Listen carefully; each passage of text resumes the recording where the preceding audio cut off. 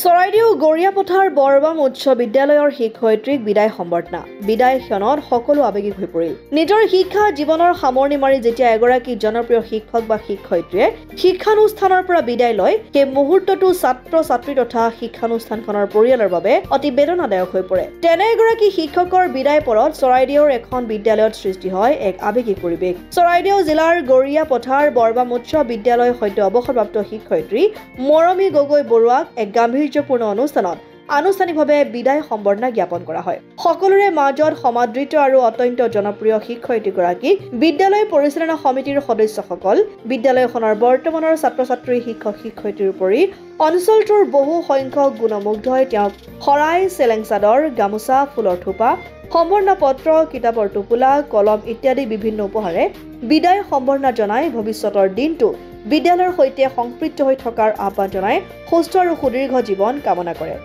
মথুৰাপুৰৰ পৰা ইছলাম আহমেদৰ ৰিপৰ্ট, অসম আদিত্য।